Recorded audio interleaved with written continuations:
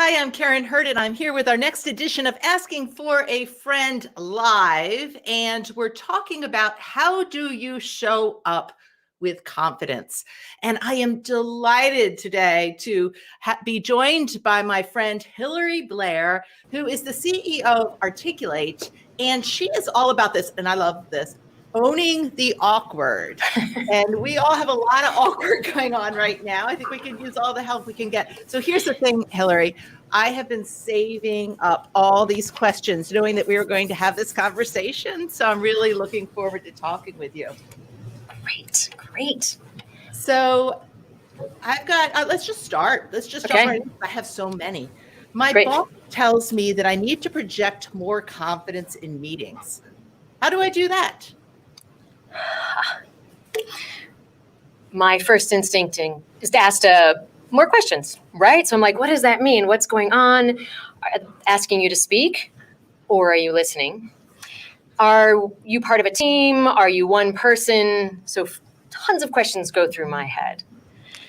And then I go to the sort of groundwork of what we talk about with confidence. Are you really needing to show more confidence? That's what they're labeling it. Or do you need to simply embrace the fact that it's often uncomfortable? We are convoluting those words so often now, where we have this idea that we're telling people they need more confidence. And honestly, if we simply know, along with the awkward, that things are uncomfortable, and if we can separate comfort from confidence, recognize that any meeting that my boss might be in is super uncomfortable. And then I can go, okay, my mouth's dry, my hands want to move around, my thoughts aren't coming. Oh, I'm uncomfortable. I still have the confidence. I still know why I was hired. I still rock what I'm talking about. All right, so in that case, let me exhale. So that's one thing, exhale, because we need oxygen to get into our blood, to get to our brain, so we have coherent, beautiful things to say. When we get nervous and we hold our breath, then our brain doesn't get the oxygen it needs. We don't have the great thoughts. We're in fight, flight, freeze, faint, all the F's. So we're like, oh, super uncomfortable. I heard some people talking about this, and that's okay. I think that idea of getting comfortable being uncomfortable is permeating many discussions around the globe right now. So to project more confidence, exhale. Own the fact that you may be shaking and feeling weird. Trust that you still know what you're talking about. Make eye contact. And be succinct in what you're sharing. Oh, I love it. Very, very good. All right, let's go to the next one. All right. I'm a woman working with a lot of men. Sometimes I get feedback that I'm too pushy, but I don't think I'm actually doing anything different than the guys. What should I do? Hilary, I got to tell you, I hear this one like every single week. People ask me this question. So I'm bringing it to you. All right. And then I'm going to bring it right back to you. The first thing I mention is that there's the world we live in and the world we would like to live in. In the world we live in, it's not a level playing field. That's the obvious thing, right? So yes, people are doing the same things as other people, not even in the gender realm. I will say something, someone thinks it's sarcastic, someone else says the exact same thing I said, and they're like, amazing. That's so heartfelt. And I'm like, I just said that. So to give a level set that it's not always male and female, that we show up in different packages. And then let's come to the fact that, yes, there is a sense that when women come up strong, direct, that we can use those words. Let's say we use those words for a male colleague, woman, pushy, too forward. And we often put the TOO in front of that, right? Too much, too bossy, too. That's part of our culture, and it really is for us to call ourselves on it. Because I would ask the women also, are you noticing that you respond differently to the women on your team when they speak up that way. So we have to work on retraining how we respond before anything comes out of our mouth.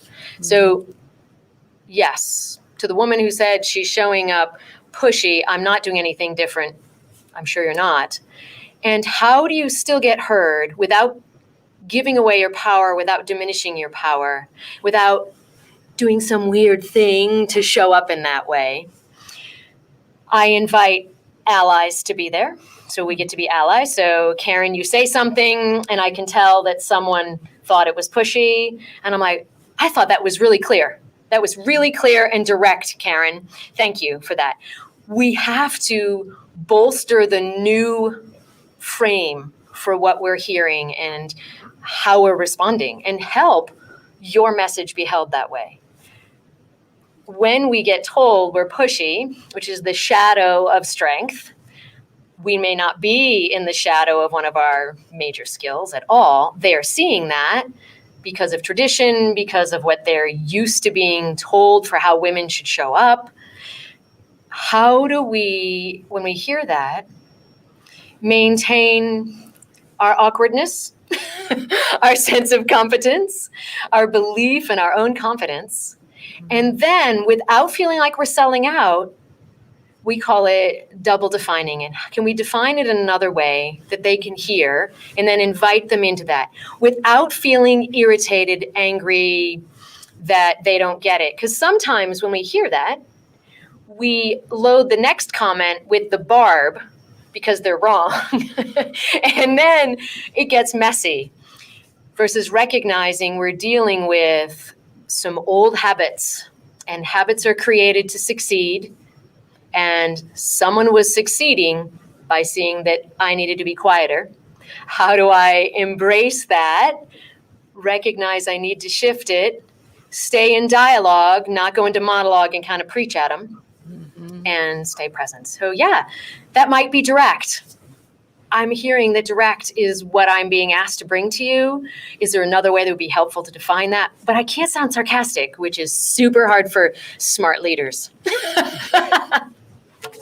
Well, what do you think? I mean, there's some thoughts, Karin. What do you think of that? No, it's really interesting because I'm building a executive presence program for National Women's Day, right? And they put on the title, how do you be more aggressive or assertive? And I said, how about we change that to how do we be more influential?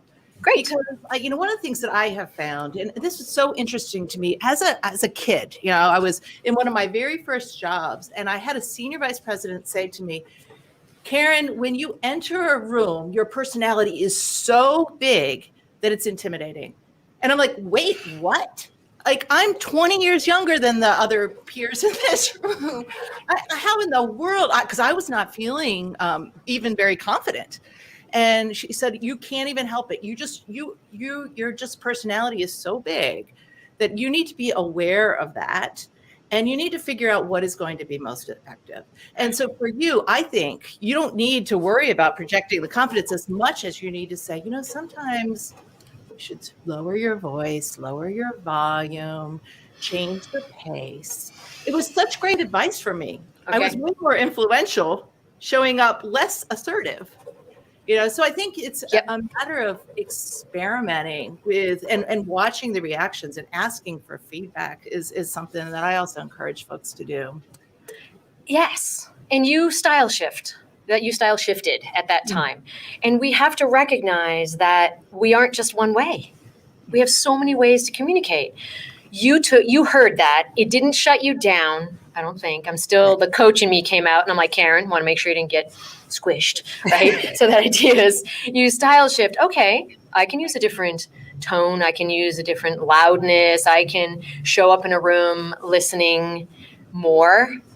Yes, and I also want you, Karin, to your 20 years ago self, to be able to be that buoyant, vivacious person and not squish it so that it pops out other places. So style shifting, yes, and I still want that energy. Right. Intimidating is a word that is a major squelcher. It just shuts people down. And it puts the burden on you. You intimidated. And I do my self-coaching too, is say, why were you intimidated? So I'm coaching the other person. So what about her showing up in the room was intimidating to you? New and foreign and different. She comes in with confidence and light and energy. How can you, as a leader, yes and her, not need her to change and shift for you? So there is that idea of remaining in dialogue. And what you did, super important. You have to have all those tools. And you have added more and more tools to your tool chest. And when you shared it with me, it didn't sound angry or like you had to give up part of yourself. You go, no, I can do that. So that yes and attitude is awesome. Yeah, I do. I think it was very helpful advice. Yeah. So choosing, you're saying what is appropriate for this particular situation, and not assuming that, everybody needs the same thing. And so how do you, David always says, how do you be effective? Not necessarily, you could be right or you could be effective. What do you really want here? And you're effective. Great. Yes. Yeah. Okay, so good. So we've got some comments coming in, and I also encourage you if you're listening and you have some questions, please, we'll love to answer your questions. So, oh boy, this is so common, strong women. I like that Hilary is looking at this from the real world. It's a fine line, being humble yet honest. Old habits are tough to shift from. Yeah, thanks so much, Shelley. Yeah. Okay, how do I show up confident when I'm actually not feeling all that confident? And there, I would ask the question, are you really not feeling confident, or are you feeling insecure? Are you having some self-doubt? As they say, self-doubt is a super important quality to have. Go, wait a minute, is this the right answer? Am I the best at this? So confidence, I feel like, has this strong maintaining level. You are a confident person. You might have self-doubt about the answer. And the reason I go there and talk about being uncomfortable and the difference between insecure and self-doubt is that building your confidence back up, to me, feels like a really tall mountain. It's like I have to climb back up to get the confidence. If I'm like, oh, I'm having a little bit of self-doubt, that's a moment, and I can deal with that, and I can use it as a super successful person. We should have that coming in. If you are that powerful leader, you should have some self-doubt. You should be checking in with your team, right? What's going on? So I would suggest you're probably not feeling lack of confidence. What you might be feeling is uncomfortable, a little bit of insecurity about what's going on, and maybe a little self-doubt. Words are worlds. Karin, you just a moment ago did a beautiful reframing of language, right? How do we have influence versus being pushy, direct? Language matters. And that reframing of words, and some people can be like, just words. You're like, yeah, it matters. Does someone like you or they love you? Makes a difference. I think that's so interesting because it can be a downward spiral. Immediately you start labeling yourself as, I'm not a confident person, then you start to see that emerging everywhere. But if you say, in this one moment, I was feeling insecure or I was doubting my ability, that's a totally different conversation. In your head, which is where we're hanging out. Yes. Yeah. Okay. So David is saying, my friend is the one who is often intimidated by the louder and more boisterous folks in the room. Any tips on overcoming the discomfort to speak up and be heard? Main thing, I think we overrate being comfortable. So I don't think we have to overcome discomfort. I read one whole book about confidence and speaking up. And in my own head, I just went through and I put in uncomfortable instead of losing confidence.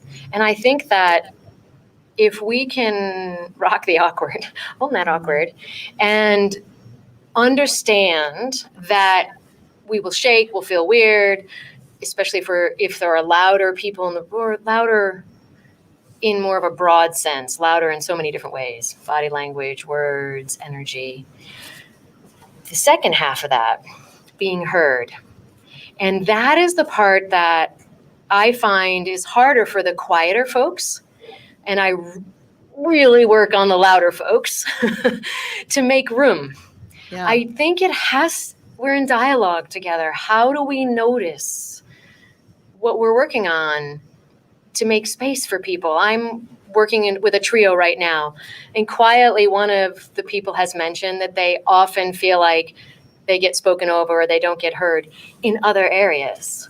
And every time I leave the conversation with them, I'm like, did I speak over her? Because I'm an external processor. So I'm like, right? And did I leave space for her? That's on me. So this person, tip of overcoming, I'm a big fan of getting allies in the room. So making sure that you have someone help you and say, hey, I think friend has something to say, so that we're picking up on those things with each other. Allow yourself to be awkward. Allow your heart to race, your palms to sweat. Allow yourself to feel super weird and be sure that everyone's noticing that. Know that you have something to say. Start it again. Don't be perfect. Messy. Humans are messy. I do sports analogies, Karin. I know you're an athlete, right? That idea that I'm not picturing some Olympic athlete, no heart racing, totally calm at the top of a mogul run. No, they're amped up, they're ready. They are aware of and using their energy. They aren't wasting time getting calm. They are riding that adrenaline, using the adrenaline. So would you encourage people to find and ask for allies? So Yeah. if you're working on something, it'd be because you could say, well, that would be great. I'd love to have an ally, but I don't have an ally. Right, totally. Yes. I talk about it a lot because I think in the world that I've been exploring in the corporate world for the last, 15, 20 years, I come from the theater world where we don't even know how to do anything alone. I mean, here I am in our studio. I got a whole team here, right? I don't even know how to do anything alone. So we are, and the virtual world kind of invites that, right? The producer energy. We're also getting feedback all the time. That is feedback and support to be better towards the end goal versus feedback about whether you get to keep your job. There's a different energy. So people get into these silos, these solo mindsets. And I have been inviting, how do you be there for each other? How do you notice? How do you learn to notice what's going out without it being negative feedback? Be like, hey, I think if this is what was happening, we'd hear you more. How do we yes and each other? How do we invite that? I love that. And how do we be open to that? I think we're not great at receiving feedback. I just did an article on that because I think we're trained so hard how to give feedback that people just go like this. Okay, give it to me. What have you got? And I think that keeps us from partnering. If I'm in a room with you, Karin, I want to know that you're like, yeah, Hilary has something to say. Or I'm like, oh, Karin has that. I just saw Karin's head move. I want to hear what she has to say. Because we do little things, right? That I have something in this virtual world, especially. Yeah, and I think if you know you've got a habit you're working on, to ask someone to help you. I was working, and I wasn't there to be her coach. I was working on strategic planning work with this organization, but I was finding that this woman, who was the only woman in the room consistently, she was the only female member of the executive team, she would start things like, well, this is probably a dumb idea. In my feeble little mind, Joe really, he's much better at math than me. And I'm like, we just have to cut that part off, because what she said after that was always brilliant. But she had no idea. And so it was one of these things where I had said, you didn't hire me to be your coach, but are you interested in my observations here? Yes. Because I'm watching their faces when you do that. And that's when all these negative things start to happen. That diminishing language, we think, makes us more humble, shows us, we show up as not pushy, not direct. We feel like if we put that little preamble, that little runway first, I don't know, this is maybe a good idea. It's something I heard, it could work. Take it or leave it. Like all those things we do are a way of making it softer for our freaking brilliance to come through. We have learned that when we share that brilliant moment, that brilliant thought, that idea, some people can go, whoa, is that coming from her? So we've added in all these elements. So Karin, you started your career young and you were a rocket ship, right? So young, you learned to back off and make it easier for those who are older to see that brilliance coming through in you. You made it easier for them. And then what I also noticed with confidence, with showing up, is that we don't necessarily tailor our communication as we change and grow. Great feedback for that woman as for diminishing language, and also notice that, is it still fitting? I was working with a woman in her 50s a number of years ago, and she was doing all kinds of things like this. And she realized this was left over from when she was in her 20s. And maybe it worked then. We create habits to make it easier for people to receive what we have to share. We don't create habits to sabotage ourselves. So it worked in the moment, but it probably needed to be removed by the time she gets to her 50s. We're wanting her to show up with that strength. Interesting. And honor our habits. Like, why am I doing that? If I'm talking with Karin and all of a sudden I go here, why? Why am I covering myself up? Yeah, asking questions. I get so excited. Sorry, Karin, those are thoughts coming in there. I got more. Yeah, good. So this one I'm really curious as to your thoughts on, because you have been at this for a very long time, and most of the work I imagine was in a pre-COVID world where a lot of your interaction was face-to-face. And, yes. Now, how do you show up with confidence and influence in a virtual environment? What practical tips do you have for there?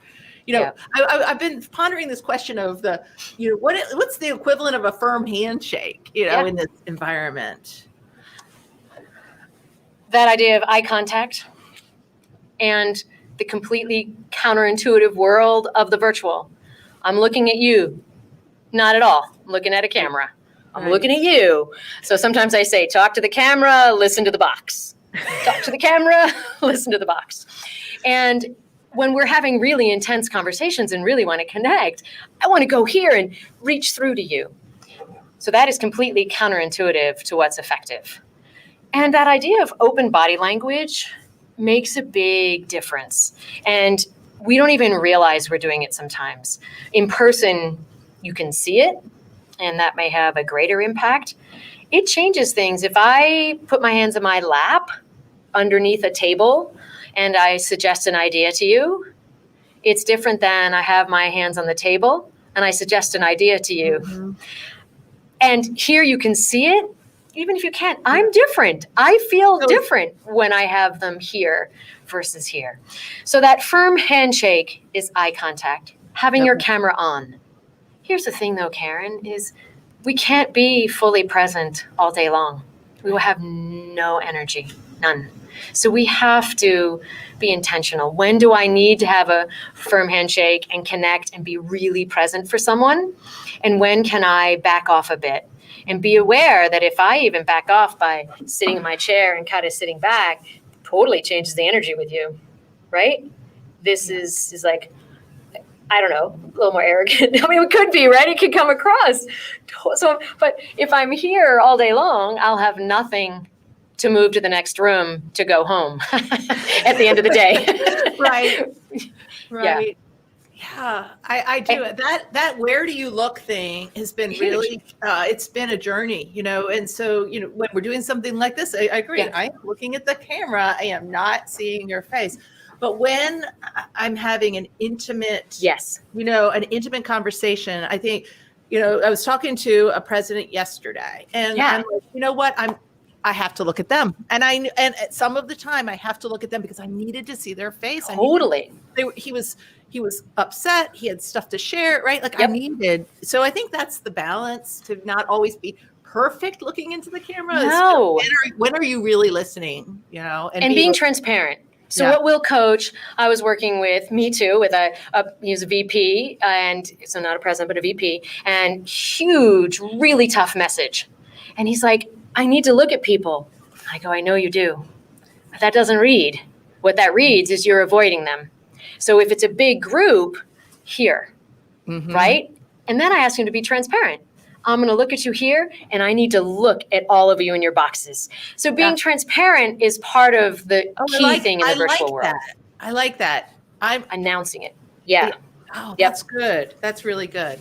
Okay. We ready for a couple more? Always. All right. We already kind of did this one with David's question. So I'm going to skip to, I have a very competent team member on my team, but she lacks confidence to share her ideas. So again, I know now I kind of get a sense of where you're headed with this, but go for it. How do you coach someone who is showing up to appears like they don't have confidence or they're not willing to speak up?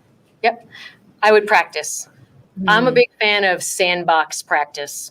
Let's try it because it takes a few little, like let's diving or anything athletic. I want to come at it a few times. What does that feel like? I need to feel it in my muscle memory. We can do all we want in our head. If I haven't practiced looking at someone and saying, here's my idea, that is one of our big things. I mean, you know, why coaching matters, right? Is we get to try it on. That is so different than reading something or even here, watching this. Like, after you hear this, now say, hey, you, can we practice it? Yeah. Can you hop on a Zoom? Will you hop on a Zoom call with me and help me practice this?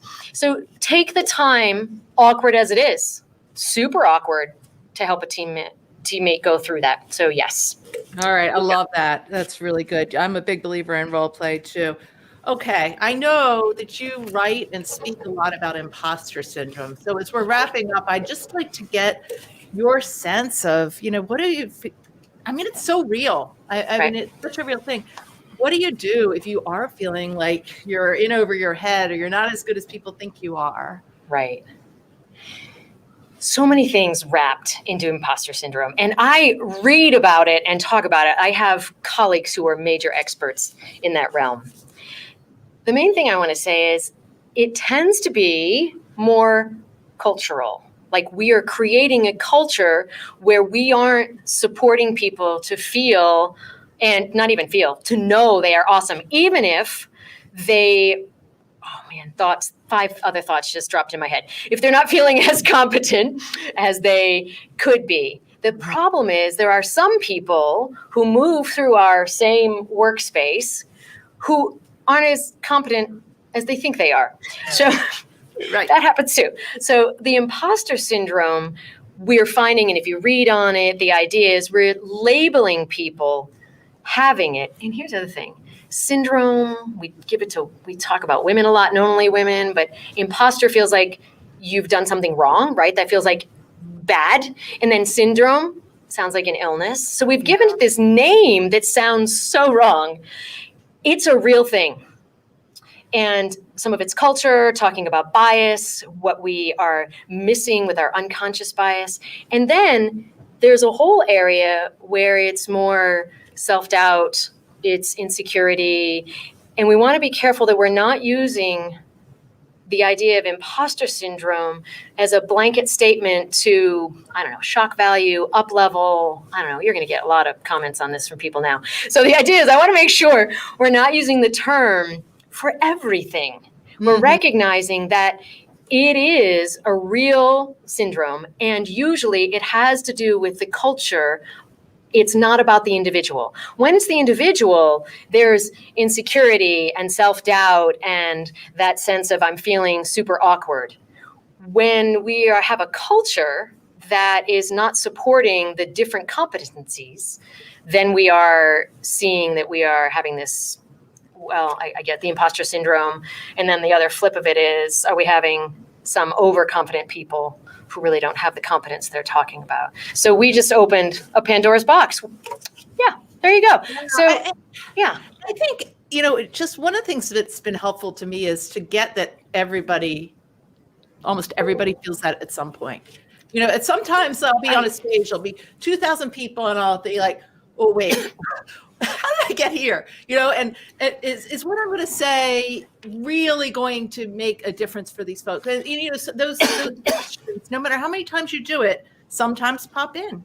And one of the things that's been helpful, being part of the National Speakers Association, talking to other speakers, and they're like, yeah, that happens. That's real. So, and I would ask you, is that imposter syndrome, or is that self-doubt?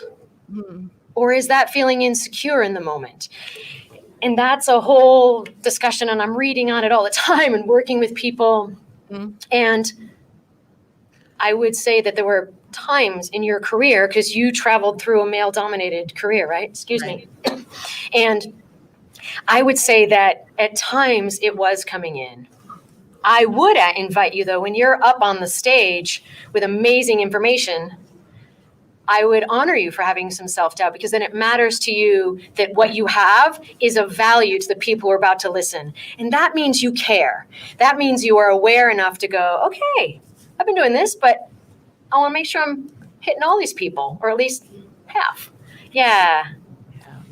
So different times in your career, maybe, and recognizing not to use that as a bucket for everything, to really allow the different words to live and the different ideas to live at different moments. Beautiful. Okay, Hilary, we're running out of time. So I just want to see, is there any last pieces of wisdom that you'd love to leave with our audience here today? I invite us to be awkward and understand that we can be confident and competent and awkward and be an ally for others. Speak up in the meetings for others. Perfect. Hilary, thank you so much for joining us today. It's been an absolute pleasure. Thank you. Thank you. Keep up your fabulous work. Thank you. So that we are delighted. Our next live session is going to be on March 19th, and we have a special Women's History Month edition. A couple of really fabulous senior executives who have done a tremendous job with their career and a tremendous job with their families, talking about the challenges. So we hope that you will join us then. And next week's session is going to be about very practical tools for what people really need in their one-on-one meetings. So thanks again for joining us, and we'll see you next time.